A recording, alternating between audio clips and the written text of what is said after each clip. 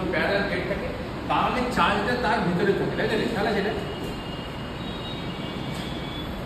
ঠিক আছে, খেয়াল আছে, তুই এদিকে দেয়, ওইদিকে দেখবি, ঠিক আছে? তাহলে ওইটা হবে। তাহলে এখান থেকে তাহলে এদিকে একটা ইলেকট্রিক ফিল্ড তৈরি হবে, নয়? তাহলে কি চান?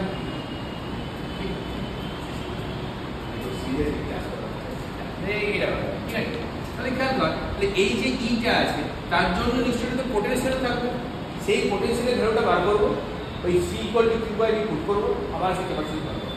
তাহলে আগেতেই একটা জিনিস ভাব, এটা ভাব, ধরো আমরা সিম্পল প্লেট করছিলাম, সিম্পল প্লেটটা খেয়াল আছে সেই গাউস লয়, এবারে প্লেট ছিল, একটা স্ক্রিনটা ধরেছিলাম, খেয়াল আছে? তার জন্য তাহলে কি ফর প্লেটের জন্য আমাদের একটা তো ফিল্ড আছে, এটা সিগমা বাই 2 এপসাইলন নট। খেয়াল কর, যে কোনো পয়েন্টেই করি সিগমা বাই, মানে ওখানে আর এর সঙ্গে করে চেঞ্জ হয় না, কনস্ট্যান্ট রেটে চেঞ্জ হয়, তাই না? তাহলে দেখ, তাহলে এর জন্য যদি আমি এই পয়েন্টে, ভালো শুনবি, এই পয়েন্টে ফিল্ড লিখছি এই প্লেটটার জন্য, ধরলাম এই প্লেটটার চার্জ আছে সিগমা প্লাস সিগমা, ঠিক আছে? আর এর ধরলাম মাইনাস সিগমা। তাহলে দেখ, তাহলে যদি আমরা তোর এখানে এই প্লেটটার জন্য ফিল্ড বার করি, যে কোনো পয়েন্টে ফিল্ড বার করি, আমি এটা জাস্ট সিম্পল ড্রয়িংটা করলাম, এই পয়েন্টে প্লাসের জন্য সবসময় ফিল্ড বাইরে দিতে হয়, আমরা জানি ঠেলে দেয়, আর এর মান কত হবে? সিগমা বাই 2 এপসাইলন নট পাওয়া উচিত প্লাসের জন্য। আর ফর মাইনাসের জন্য কি মাইনাস অফ তোর ফিল্ড থেকে টার্নিং সেম ভ্যালু হবে, কারণ সেই একই সিগমাই আছে, আর ফিল্ড তোর কি হয় ভেক্টর কোয়ান্টিটি, তাহলে কি সাইন ক্যারি করে না জানি আমরা, তাহলে এখানে কত টোটালটা sigma by 2 epsilon naught, total field কত হলো? কত হলো?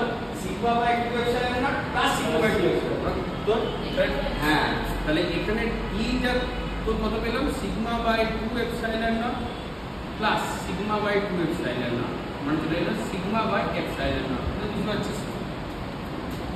তাহলে এখানে ফিল্ড কত আছে এর ভিতরটাতে, তার মানে তুই যে কোনো পয়েন্টে সেখানে ফিল্ড কত পাবো? Sigma by epsilon naught field পেয়ে গেলাম। এরপরে দেখ একটা খেয়াল কর, দেখবি একটা রিলেশন ছিল E equal to minus dV dR, সেই ন্যাপলা কি করেছিলাম খেয়াল আছে? সেই ন্যাপলা শিখেছিলাম, ন্যাপলা ভি দিয়ে, তাই না? তাহলে এখানে মাইনাস সাইনটা এসেছিল, দেখাচ্ছিল যে যেদিকে ইলেকট্রিক ফিল্ড বাড়ে সেদিকে তোর পোটেনশিয়ালটা ডিক্রিজ করে, তো এখানে সাইনের কোনো প্রয়োজন নেই, আমরা সাইনের উপর যাচ্ছি। আর যদি বড় মানের জন্য করি তাহলে এটা তো হবে ভি বাই আর। তাহলে যদি এখানে যদি এই দুটো প্লেটের মধ্যে যদি ডিস্টেন্স ডি হয়, তাই না? যদি এই দুটো প্লেটের মধ্যে ডিস্টেন্স ডি হয়, আর একটি ফিল্ডের মান তুমি জানি সিগমা বাই এপসাইলন রয়েছে, যেখানে আমি শুনি, তাহলে ভোল্টেজটা কত হবে? ই ইনটু তাদের মধ্যে ডিস্টেন্স, তাই তো পাওয়া উচিত। দেখ ভি ইকুয়াল টু কত আছে? ই ইনটু আর, আর আমি কি ডিস্টেন্স, তাহলে এদের মধ্যে ডিস্টেন্স কত আছে? স্মল ডিটা ইনটু ডি করে দিচ্ছি, মানে আর লিখি। তাহলে এখানে তাহলে ভি কত হলো? পোটেনশিয়ালটা এ ইনটু ডি, তাহলে এখানে ই এর মানটা তো পুট করে দিলাম sigma by epsilon naught into D. Okay আছে? তাহলে যখন আমরা ক্যাপাসিট্যান্স দেখব সি, তাহলে সি ইকুয়াল টু আমরা তো কিউ বাই ভি লিখি।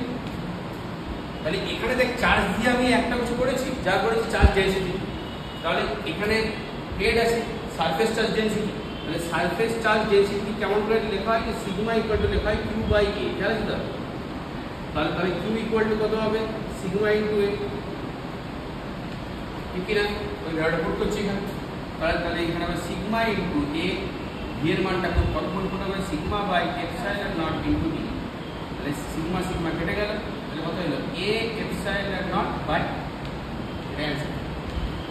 তাহলে লজিকটা ভাব, যদি এরিয়াকে বাড়ায় তাহলে আমাদের তোর ক্যাপাসিট্যান্সটা বেড়ে যাবে, বাড়া উচিত অতি। ভাব যত বেশি এরিয়া তত বেশি চার্জ থাকতে পারবে, তত বেশি তাহলে ক্যাপাসিটি বাড়বে চার্জ। আর তুই ভাব যত ডিস্টেন্সটা কমবে তত সি বাড়বে। কেন বলতো?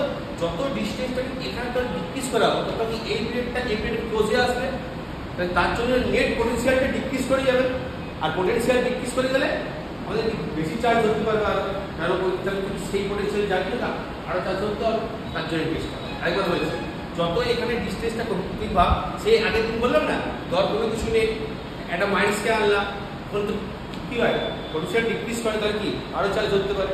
যত ক্লোজ আনবো তত পোটেনশিয়ালটা আরো ডিক্রিজ করবে, তো যত পোটেনশিয়াল কমবে তত বেশি চার্জ ধরতে পারবে, তাহলে ওই জন্য যত ডি কমবে তত সিটা বেড়ে যাবে। ঠিক আছে, করে নাও। তাহলে এই লাস্ট টাইমটা একটু ভালো করে লিখে নিবি, C equal to A epsilon naught by